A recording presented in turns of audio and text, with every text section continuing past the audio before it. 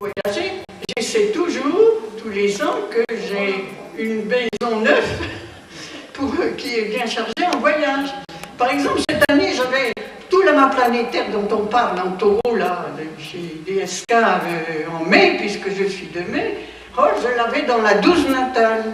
Eh bien, je me suis dit, bon, là, je vais partir un peu loin.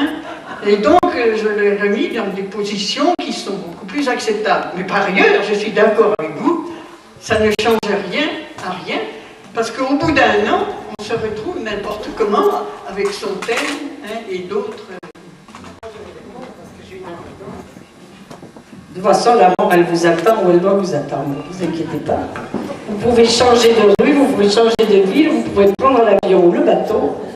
Là où elle vous attend, elle vous attend. Mais je vais vous raconter un truc que nous avait raconté Berton. Il avait une riche cliente qui habitait en Amérique, qui avait un riche mari et un pauvre amant. Et le riche mari était à New York ou à Washington, enfin là-bas, et l'amant était à Paris. Elle va voir Berton quelque temps avant, il fait les deux révolutions solaires, l'une à Paris, l'autre, parce qu'elle avait bien envie d'aller voir l'amant pour son anniversaire. Il lui dit, moi, à mon avis, je resterai en Amérique, parce qu'en Amérique, votre révolution solaire est bonne, en France, elle est désastreuse. Le temps passe, vous savez ce que c'est, les consultations. Puis 6 mois après, il va arriver une femme en pleurs. Je ne vous ai pas écouté. J'ai été à Paris et mon mari qui se doutait de quelque chose est arrivé, il m'a pris en flagrant délit. J'ai plus de mari et j'ai plus d'amant. Elle n'a plus de mari parce que le riche mari ne voulait pas payer et elle n'avait plus d'amant parce que l'amant ne voulait plus d'une maîtresse pauvre. Alors, figurez-vous que quand même, ça fait réfléchir des fois.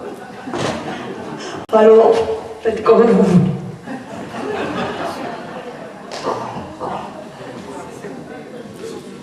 Alors, je crois que le premier qui a domifié la révolution solaire pour le lieu de résidence, c'est Maureen Villefranche.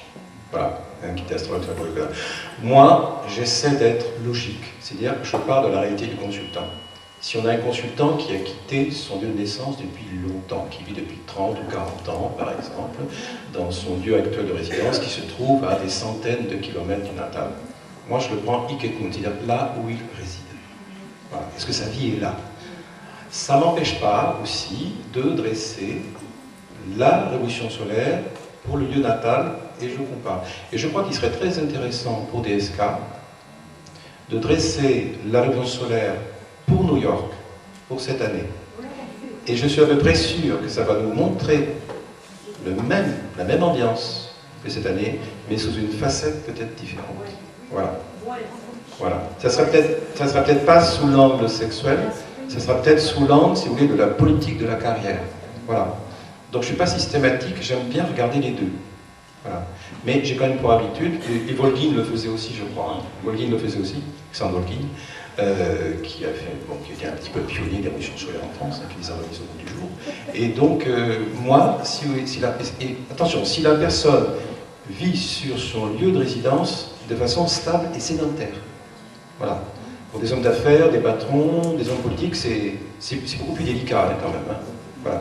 Voilà, je le ferai par exemple pour l'événement. Bon, par exemple pour DSK, le drame ne se serait pas passé. Sera-t-il candidat ou gagnera-t-il les élections présidentielles 2012? Étant donné que le siège politique, il est à Paris, j'aurais dressé la révolution solaire pour Paris. Donc, souvent, je choisis le lieu en fonction de la question de l'engagement de l'événement à traiter. Voilà. Mais bon, je crois que chacun fait à son goût, et s'il s'en trouve bien, voilà. Vous avez les bonnes minutes de regarder là. Voilà. Vous développez votre intuition personnelle avec. Que de tout vouloir changer. Tout vouloir changer. Alors maintenant, qui ne fait rien. Maintenant une question dans le thème natal de DSK. Pluton en 1 n'entraînerait-il pas un goût du pouvoir qui rendrait insupportable toute résistance à son égard? Vous êtes Pluton en 1,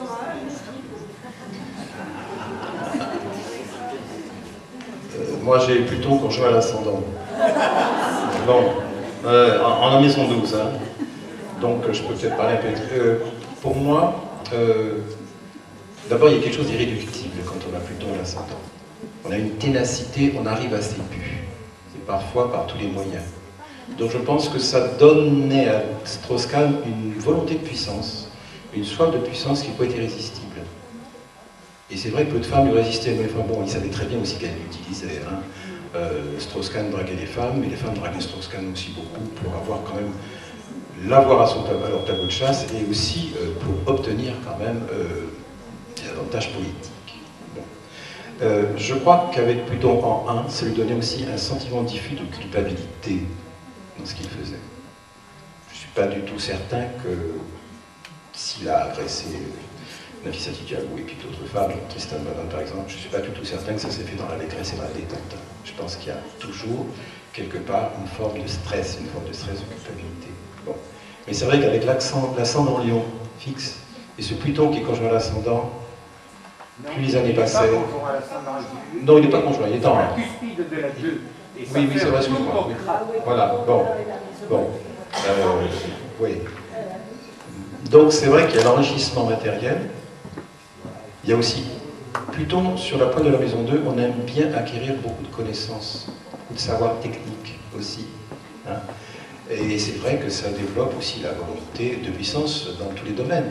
Donc en effet, la volonté de puissance politique, surtout quand on a un soleil qui culmine en maison 10. Voilà.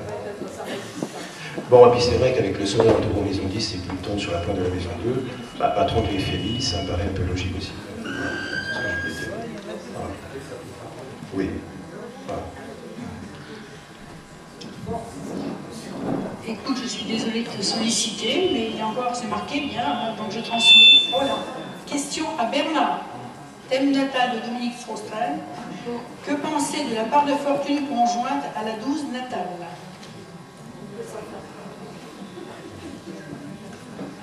Alors, la part de fortune dans un thème, c'est compliqué la part de fortune. Parce qu'il y a quand même des interprétations qui sont extrêmement contradictoires. On dit très souvent, la tradition dit, la part de fortune dans un thème, dans la maison où elle se trouve, où elle se situe, apporte une facilité, une fortune. Bon. Alors, la maison 12, c'est une maison d'ombre, c'est une maison de l'occulte, une maison du caché. Bon. Part de fortune en 12, avec ce Pluton qui est sur la pointe de la maison 2, bah, je me dis quand même qu'il y a peut-être eu des enrichissements qui parvenaient par des voies peut-être un peu détournées ou un peu cachées que nous n'avons pas connues. Voilà ce que je dirais. Voilà.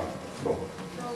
Donc ça peut vouloir dire aussi, cette part de fortune sur la maison 12, c'est quand même quelqu'un qui jusque-là était toujours retombé sur ses pattes. Aussi. L'affaire de la cassette, vous vous souvenez, l'affaire Tristan Bannon.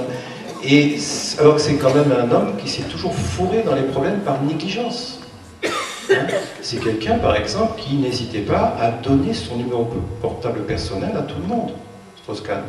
Prenez pas de précautions. Bon, donc je pense que cette part de fortune l'a peut-être protégé jusqu'au drame que nous connaissons aujourd'hui. Voilà. Hein, bon. Et comme Uranus est conjoint à cette part de fortune sur la pointe de 12, bah cette fois-ci, c'est Uranus qui l'a emporté, et bah Uranus qui passait sur la lune natale. Elle a frappé. Et jusque-là, on peut... Mais c'est compliqué, la part de fortune. C'est compliqué à interpréter. Tiens, je te laisse. Oui, c'est juste pour ajouter un petit point technique. Je dirais, moi je trouve que la part de fortune en maison, c'est beaucoup moins important que la part de fortune en signe. Pourquoi? Parce que la part de fortune en maison, c'est tout simplement l'expression de la relation solilunaire apportée à l'ascendant. Donc si vous avez une part de fortune en maison 12, ça veut dire que Dominique Strauss-Kahn, il est né en phase balsamique de lunaison. Il a une lune en bélier, il a un soleil en taureau. Donc c'est la fin du cycle. Il est né en fin de cycle de lunaison. Donc toutes les personnes qui sont nées en fin de cycle de lunaison auront forcément la part de fortune en maison 12. Par contre, ce qui peut être important, c'est de regarder le signe dans lequel se trouve la part de fortune. Parce que là, ça individualise davantage les choses que la maison qui est là sur ce plan-là est complètement collective. Ça n'a pas une importance considérable, c'est simplement une expression focalisée de la relation solilunaire. Je crois que si vous êtes né en pleine lune, vous avez forcément la part de fortune en maison 7. Donc ça, c'est tout à fait une façon de pouvoir peut-être rendre plus subtile l'interprétation de la relation solilunaire. Par contre, de dire qu'il y a une planète qui va être conjointe à cette part de fortune, là, ça peut avoir du sens. qui peut être important aussi avec la part de fortune, comme tu le disais Bernard et comme Gilles le rappelle, c'est donc sa position en signe. Mais ça ne suffit pas. Encore faut-il que la planète qui maîtrise ce signe aspecte la part de fortune. Là, ça la rend particulièrement puissante. Et là, l'interprétation est très intéressante, d'autant plus intéressante.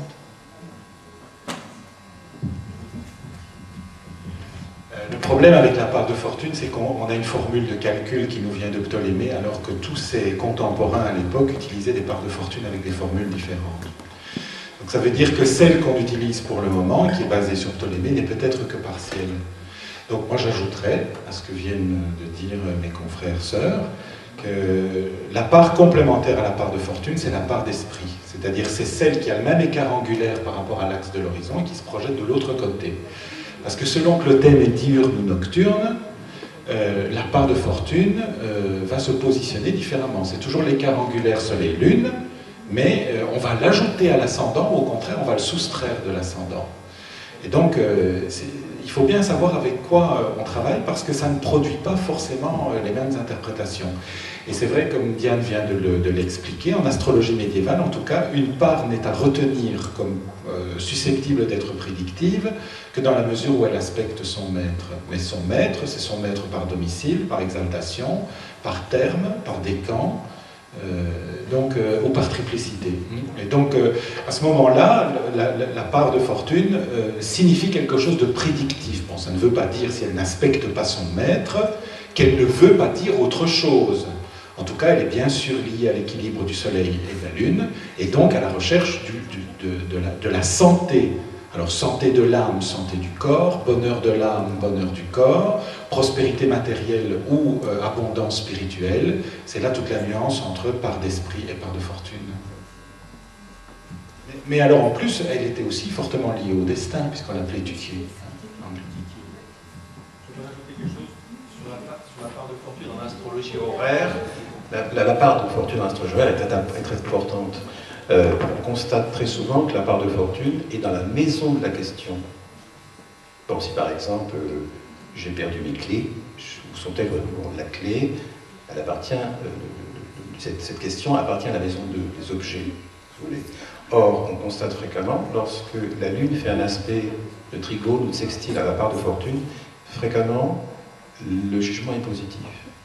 On retrouvera les clés. J'ai souvent constaté ça. C'est très important également, le jugement est d'autant plus bénéfique que la part de fortune est très angulaire. Hein, quand je vois l'ascendant, et ça c'est important, ça c'est quelque chose que je suis en train de creuser de ce point de vue-là. Voilà. Et c'est vrai qu'en astrologie horaire, la part de fortune, on n'y fait pas assez attention. Il faut vraiment tenir compte. Bon, mais écoutez, je crois qu'on a fait le tour de toutes les questions qu'il y avait dans la boîte. C'était bien parce que c'est la première fois qu'on en a autant. Je vous remercie. Nous allons maintenant nous retrouver, parce qu'on est dans le sud-ouest, donc ici on boit de la sangria. Donc un pot vous attend de sangria pour mettre un petit peu d'ambiance et de chaleur. Hein, voilà. Ensuite, nous nous retrouverons pour la validation de mémoire d'Annette. Je pense qu'on vient là. On reviendra ici. Et donc, eh bien, écoutez, venez prendre le pot d'amitié. Merci.